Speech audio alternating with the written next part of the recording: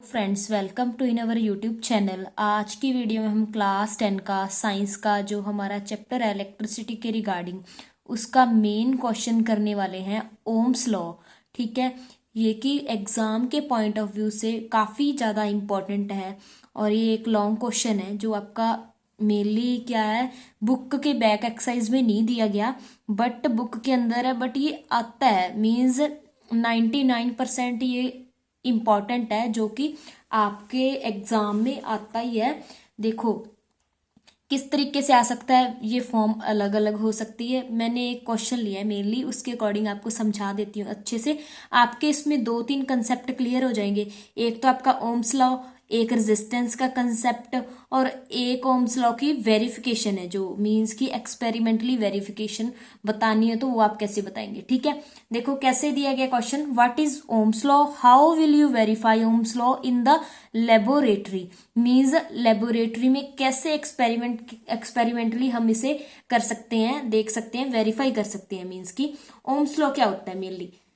ठीक है, क्या कहता है, यहाँ पे क्या लिखा हुआ है इसको मैं आपको अच्छे से समझाऊंगी नॉर्मल लैंग्वेज में। ओम्स लॉ मेनली क्या होता है, जब मतलब कि आप पोटेंशियल डिफरेंस इंक्रीज करते हो किसमें, सर्किट में। ठीक है, मींस जो पोटेंशियल डिफरेंस होता है वो क्या होता है, जो हमारे एंड्स होते हैं, जैसे कि जो कंडक्टर के एंड्स है उसमें जो अप्लाई किया गया, ठीक है, उसे अप्लाई की गई एनर्जी उसे बोलते हैं हम potential difference. Like this we can say, means कि हमने जितनी उसको पावर दी उतना ही उसका करंट आएगा ना, उसमें ज्यादा मींस उतना ही होगा।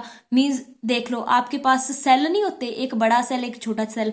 छोटा सेल कम चलता है, बड़ा सेल ज्यादा चलता है, क्योंकि उसमें पोटेंशियल ज्यादा है तो ज्यादा चल रहा है। इसी तरीके से जो हमारा पोटेंशियल है, क्या कहता है कि जब पोटेंशियल ज्यादा हो तो करंट भी ज्यादा होगा। ओके, दैट्स इट, यही बताया इसमें। क्या बोला है, Ohm's law, current flowing through a conductor, जो करंट फ्लो कर रहा है किसमें करेगा, कंडक्टर्स में ही करता है, क्योंकि कंडक्टर ही कंडक्ट करती है इलेक्ट्रिसिटी को, is directly proportional to the potential difference applied across the ends of the conductor. Means कि जो पोटेंशियल डिफरेंस उसके एंड्स में अप्लाई किया गया है उसके क्या है, डायरेक्टली प्रोपोर्शनल है। डायरेक्टली प्रोपोर्शनल का मतलब होता है कि ये बढ़ेगा तो ये भी बढ़ेगा। जैसे कि हम करंट बढ़ाएंगे तो वोल्टेज बढ़ेगी, वोल्टेज बढ़ाएंगे तो करंट बढ़ेगा। Okay, that's why we can say and vice versa. ये वाइस वर्सा का मीनिंग क्या है, इसका सभी का उल्ट कर लो। जैसे कि यहां हमने क्या बताया है, करंट फ्लो किसका, डायरेक्टली प्रोपोर्शनल किसका, पोटेंशियल डिफरेंस का। वाइस वर्सा का मतलब क्या हो गया, पोटेंशियल डिफरेंस डायरेक्टली प्रोपोर्शनल किसके है, करंट फ्लोइंग। बस ये वर्डिंग एक तरीके से हमने किया इंटरचेंज कर दी, बस उसका वाइस वर्सा का मीनिंग वो है कि हमें सेम वही चीज रिपीट में नहीं लिखनी पड़ेगी। वाइस वर्सा लिख दोगे तो बस वर्डिंग चेंज होगी। ये आगे लिख दिया, ये पीछे लिख दिया, ये आगे लिख देंगे, ये पीछे लिख देंगे बाद में। ठीक है, अब देखो मीन्स डायरेक्टली प्रोपोर्शनल का ये साइन होता है हमारा, ऐसे ऐसे बना दो, जो ऐसे बनाया ये ऐसे बनाया, ये डायरेक्टली प्रोपोर्शनल का साइन है।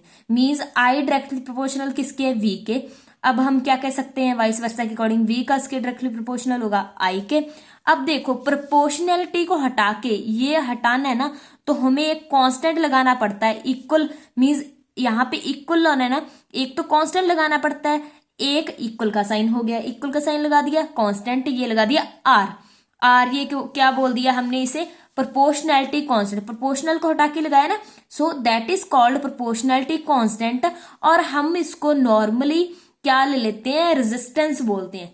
क्या बोलते हैं, where are is the proportionality constant is resistance, is called resistance भी बोल सकते हैं। ठीक है, रेजिस्टेंस भी आपको बताती हूँ क्या है क्या नहीं है। ठीक है, मीन्स आर हमारा प्रोपोर्शनैलिटी कांस्टेंट है, यहां से हमारे पास एक नई चीज निकल के आ गई, क्या आ गई, रेजिस्टेंस। क्लियर है आपको।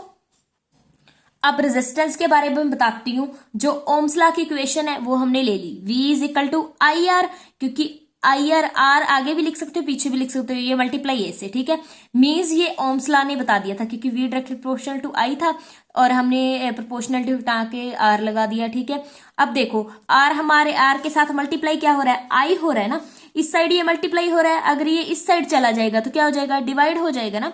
मीन्स आर की वैल्यू निकालनी है, मीन्स हमें बताना है कि रेजिस्टेंस क्या है। अब हमने रेजिस्टेंस को बताना है, रेजिस्टेंस क्या है, R is equal to V by I. Means I जो हमारा मल्टीप्लाई है यहाँ के डिवाइड हो गया। इट मीन्स हम इसे नॉर्मली कैसे डिफाइन कर सकते हैं? नॉर्मली देखो ये दोनों क्या है, डिवाइड में है। डिवाइड का मतलब क्या हो गया, रेशियो ही है। रेशियो किसकी किसकी है, पोटेंशियल डिफरेंस की और किसकी, करंट की। किसमें, कंडक्टर में।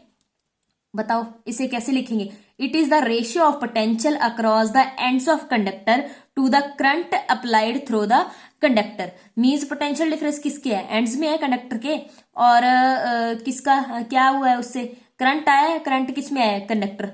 ठीक है, यही बताया गया है। रेशियो है किसका, potential difference across the ends of conductor to the किसका, to the current applied through the conductor. Okay, normally ऐसे हम कैसे और तरीके से कैसे लिख सकते हैं?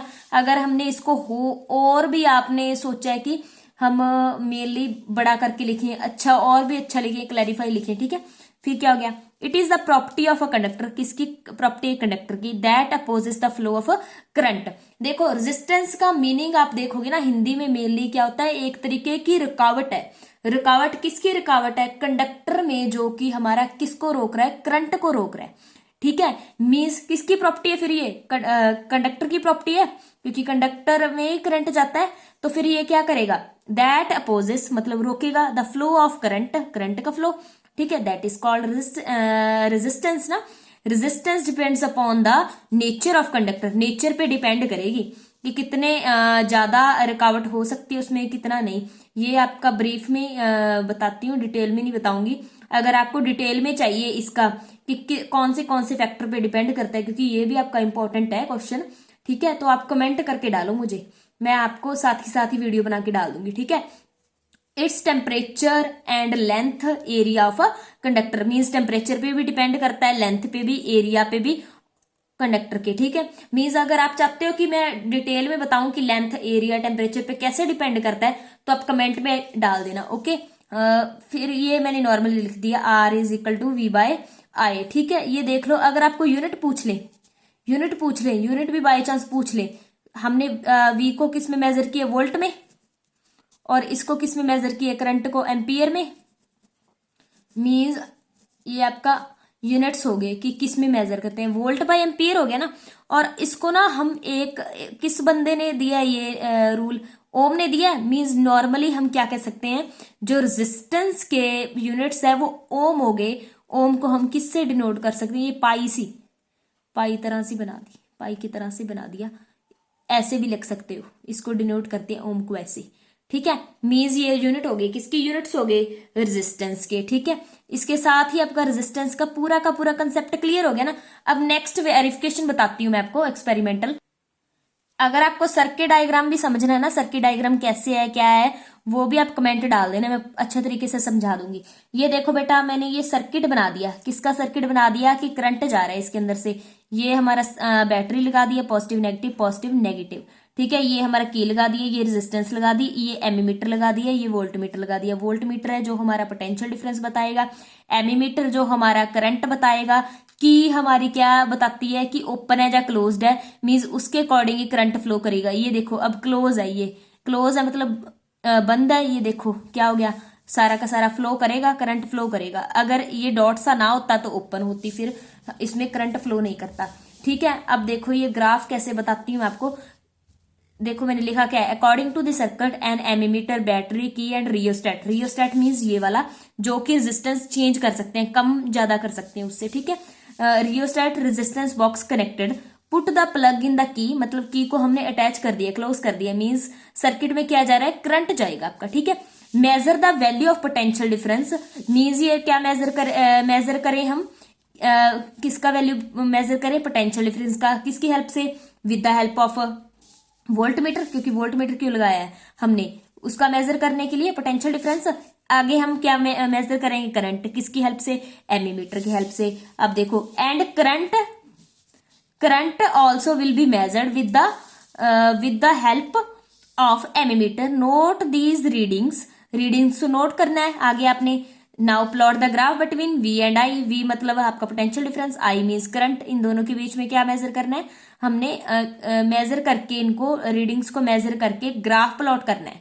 ठीक है, आगे ग्राफ का कौन सा आएगा, ग्राफ पेपर पे ही करना है। ठीक है, it will be straight line. Straight line आएगा as shown in figure, figure बताती हूँ मैं आपको कौन सी, which is proof that Ohm's law also, ये क्या प्रूफ कर रहा है, ओम्स लॉ।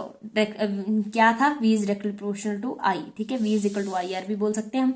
ये देखो इस साइड हमने पोटेंशियल डिफरेंस ले लिया जो कि बता रहा है किसको, v को, ठीक है, मींस डिनोट करते हैं इसको v से, सॉरी पोटेंशियल डिफरेंस को किससे डिनोट करते हैं, v से, मेजर किस में करते हैं, वोल्ट में।